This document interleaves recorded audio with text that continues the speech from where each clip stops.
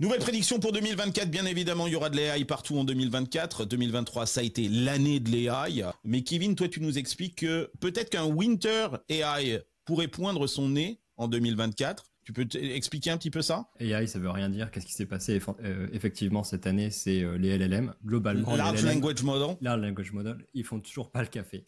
Si on regarde un peu plus précisément ce qu'on leur trouve comme problème, j'ai bien aimé, il y avait une quote là de Benedict Evans dans sa dernière newsletter qui parlait sur le sujet du prompt engineering, qui dit mais si au final il faut des formations pour savoir comment lui parler, est-ce que c'est vraiment du langage naturel? Pour moi, mon point, c'est qu'on revient sur le Gartner Hype Cycle. Donc là, on est c'est intéressant là, parce que Kevin, ce que tu es en train de dire, c'est que toi, tu es en train de dire, on est en train d'arriver au pic du hype. Au début de l'année, vraiment, je le laisse le premier quarter de l'année prochaine pour qu'on voit vraiment tous les crashs sur les sujets de LLM vraiment arriver, au sens où ça ne fera qu'une toute petite partie. Autour du mot AI, aujourd'hui, il y a plein de hype, donc on va ressortir des vieux sujets qui sortent aujourd'hui sous le label AI. Exemple parfait, il y a une heure sur le chat de l'Hacienda, Stéphanie postait un exemple des scientifiques qui trouvaient grâce à de l'AI des nouveaux antibiotiques du coup contre les germes résistants aux antibiotiques. C'est pas des LLM, c'est pas les transformers, c'est du deep learning, c'est de la techno deep learning qui elle est en pleine phase de maturité et là elle commence à sortir tous les mois. On a des nouveaux sujets, on a déchiffré des papyrus carbonisés d'une villa à côté de Pompéi grâce au deep learning. On a refait une chanson des Beatles grâce au deep learning, etc., etc. Voilà, on faut voir les LLM qui vont arriver à ce niveau de maturité dans les prochaines années. Là, pour le deep learning, ça a mis 3 ans, 3-4 ans. Et ça, c'est super, mais ça va pas faire le café. Pour renforcer ce que tu es en train de dire, et je montre ce graphique qui montre cette S-curve qui est systématique en fait dans la technologie. C'est-à-dire qu'on voit émerger une technologie, là par exemple sur le graphe que je montre, c'est sur l'Internet, avec tout un tas de startups qui apparaissent comme Amazon, Netflix, Google, qui apparaissent entre 94 et 98. Puis une sorte de winter, et il faudra attendre 2002-2006 pour voir apparaître de nouvelles startups, et c'est ça qui crée la S-curve, avec là où on voit apparaître entre 2002 et 2006, on voit apparaître des YouTube, des Roblox, des Shopify, des LinkedIn, des Facebook, et donc on voit la même chose sur le smartphone, et sur les AI et les LLM, c'est pareil. Donc on a une première phase là où on a vu apparaître des startups super intéressantes comme OpenAI, DeepMind, toutes ces startups là. Et toi, ce que tu dis, on va rentrer dans une sorte de petit winter. Il faudra attendre peut-être encore 5-6 ans pour voir apparaître une nouvelle vague de startups beaucoup plus intéressantes. Sur des sujets, sur des autres types d'AI. Et donc moi, mon pari pour l'année prochaine, c'est qu'en gros, on va voir aucun nouveau entrant applicatif qu'on a vu là ces dernières années gagner une bataille de l'AI significative.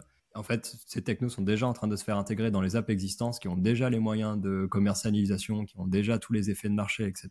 Ça arrive à une vitesse de dingue. Pour ceux qui sont pris en retard, ils vont peut-être en acheter quelques-unes sur l'étagère qui sont justement en train d'avoir du mal à lever de l'argent.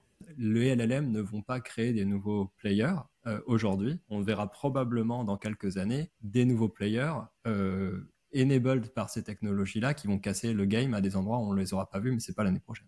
Et moi, j'ai une petite pensée pour tous ceux qui étaient dans le Winter crypto, qui sont partis dans l'AI et qui vont trop payer le Winter AI. Et coucou les gars qui ont trop vite pivoté, quoi. Ils ont des bonnes vestes. Ils ont des bonnes vestes Patagonia et Columbia pour pas avoir froid.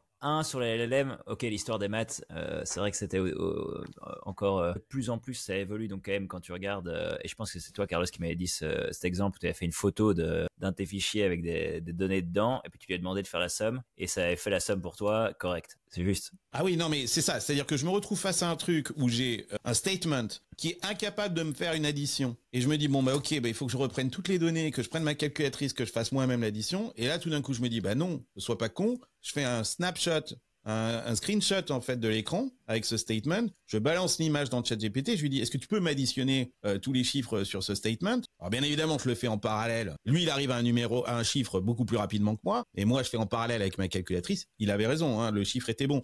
Le côté multimodal et je pense que là, il y a eu énormément de progrès. Le côté calcul, il y a beaucoup d'évolutions qui sont faites sur Tennessee. Alors par contre, là où je rejoins tout à fait Kevin, c'est, je sais pas s'il va y avoir un winter de l'AI. Je pense surtout qu'il va y avoir beaucoup de startups qui ont été lancées, qui n'avaient aucune idée de ce qu'ils allaient faire, à part prendre un LLM et l'appliquer sur un truc plus ou moins spécifiques. Sauf qu'entre-temps, rappelez-vous, à l'époque, au début du SaaS, t'avais des gens qui prenaient Excel, qui faisaient une macro et qui transformaient une macro Excel en startup SaaS. Voilà. C'était exactement la même chose.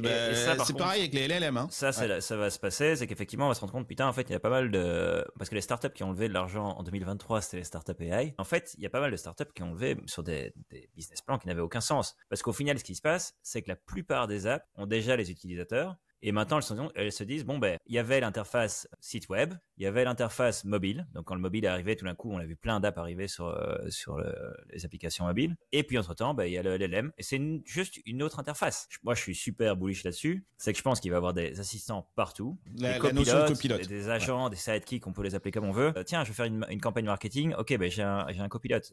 Tiens, je veux faire une recette pour ce soir. J'ai un assistant. Ce qui est assez amusant, c'est qu'en 2023, on n'a pas vraiment vu Siri et des choses comme ça devenir plus puissant. Moi, Siri, je l'utilise toujours pour juste mettre un timer pour quand je me fais cuire des pâtes. Mais je pense que de plus en plus, ça va être intéressant parce qu'en fait, ce qui se passait avec Siri, c'est que souvent, il comprenait pas mon accent. Il me répondait des trucs où au final, il me disait, va voir sur le web à ma place. J'étais, ok, si c'est pour m'envoyer sur un site web où je dois quand même aller voir, moi, pour retrouver les données, ça sert pas à grand chose. Mais ça va changer. Je pense que de plus en plus, on va faire, hey Siri, tu sais me donner ça aussi. Hop, il va te retrouver les données. Il va même appeler par des API ou quoi que ce soit pour avoir des éléments physiques qui vont se passer. Donc, par exemple, quand on dit, tiens, Siri ne fait pas le café, j'attends toujours le Siri Compatible Coffee Machine où tu dis, hey Siri, lance le café et la machine à café se lance automatiquement, ce qui est tout à fait faisable. Il suffit d'un API et puis... Elle brûle parce qu'elle a pas mis l'eau et pas broyé. Par contre, il n'y a pas l'eau et il n'y a pas le café. Donc, tu as un jus de chaussettes, mais c'est déjà pas mal.